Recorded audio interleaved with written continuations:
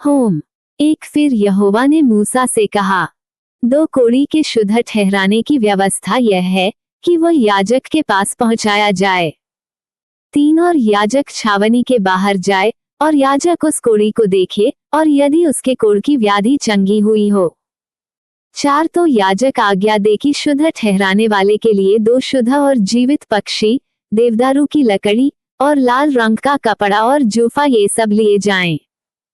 5 और याजक आज्ञा दे कि एक पक्षी बहते हुए जल के ऊपर मिट्टी के पात्र में बलि किया जाए। 6 तब वह जीवित पक्षी को देवदारू की लकड़ी और लाल रंग के कपड़े और जूफा इन सबों को लेकर एक संग उस पक्षी के लोहू में जो बहते हुए जल के ऊपर बलि किया गया है डुबा दे।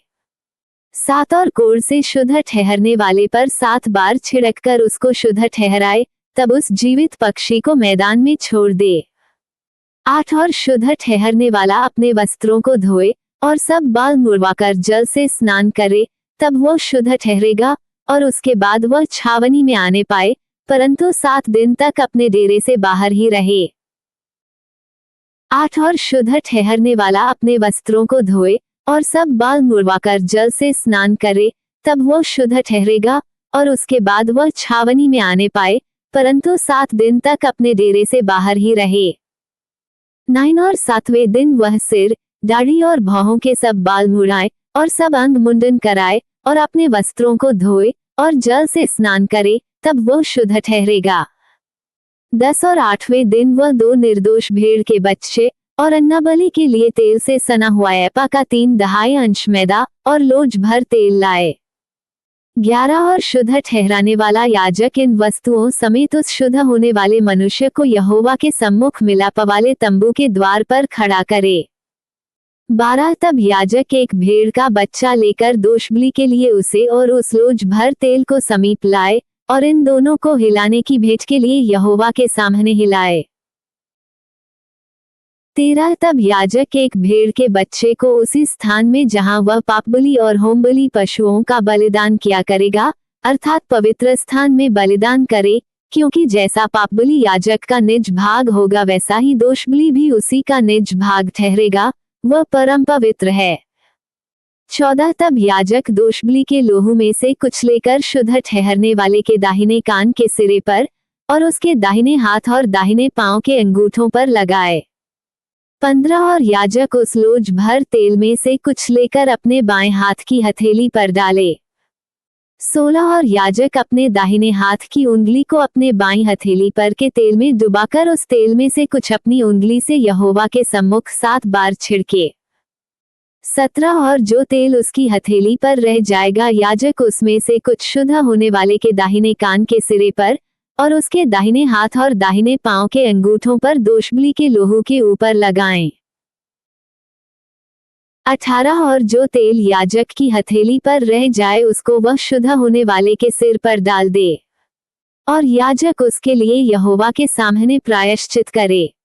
19 और याजक पापबलि को भी चढ़ाकर उसके लिए जो अपनी अशुद्धता से शुद्ध होने वाला हो प्रायश्चित करे और उसके बाद होमबलि पशु का बलिदान करके 20 अन्नबलि समेत वेदी पर चढ़ाए और याजक उसके लिए प्रायश्चित करे और वह शुद्ध ठहरेगा।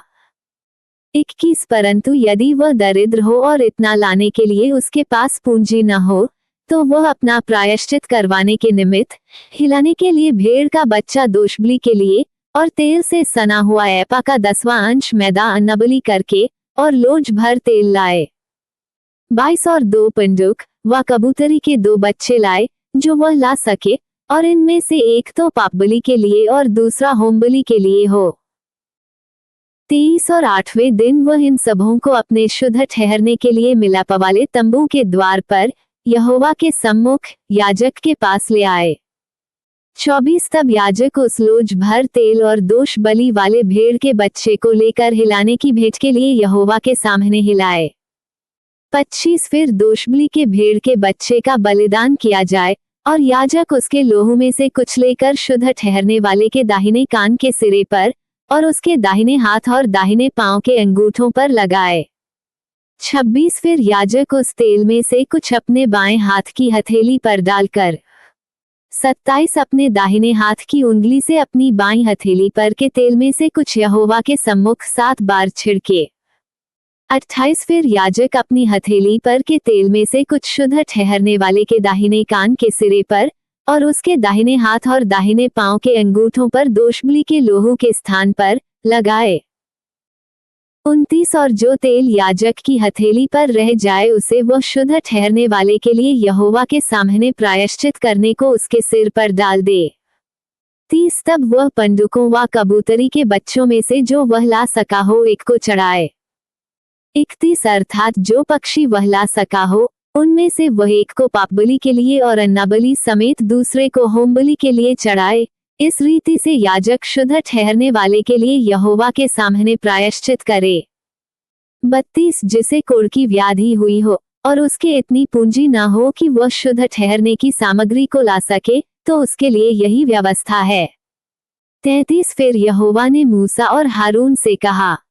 34 जब तुम लोग कनान देश में पहुंचो जिसे मैं तुम्हारी निज भूमि होने के लिए तुम्हें देता हूं, उस समय यदि मैं कोढ़ की व्याधि तुम्हारे अधिकार के किसी घर में दिखाऊं। 35 तो जिसका वह घर हो वह आकर याजक को बता दे कि मुझे ऐसा देख पड़ता है कि घर में मानो कोई व्याधि है।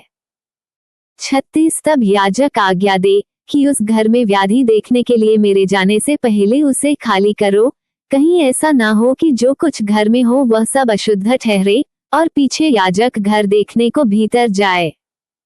37 तब वह उस व्याधि को देखे और यदि वह व्याधि घर की दीवारों पर हरी हरी व लाल लाल मानो खुदी हुई लकीरों के रूप में हो और ये लकीरें दीवार में गहरी देख पड़ती हों। 38 तो याजक घर से बाहर द्वार पर जाकर घर को 7 दिन तक बंद कर रखे। 39 और 7वें दिन याजक आकर देखे और यदि वह व्याधि घर की दीवारों पर फैल गई हो। 40 तो याजक आज्ञा दे कि जिन पत्थरों को व्याधि है उन्हें निकालकर नगर से बाहर किसी अशुद्ध स्थान में फेंक दें। 41 और वह घर के भीतर ही भीतर चारों ओर खुरचवाए और वह खुरचन की मिट्टी नगर से बाहर किसी अशुद्ध स्थान में डाली जाए।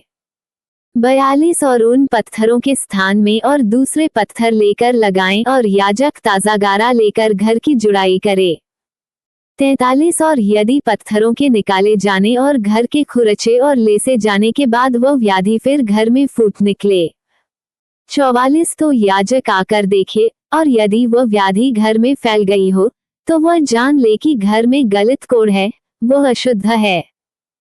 45 और वह सब गारे समेत पत्थर, लकड़ी और घर को खुदवाकर गिरा दे और उन सब वस्तुओं को उठवाकर नगर से बाहर किसी अशुद्ध स्थान पर फिंकवा दे। 46 और जब तक वह घर बंद रहे तब तक यदि कोई उसमें जाए तो वह सांझ तक अशुद्ध रहे।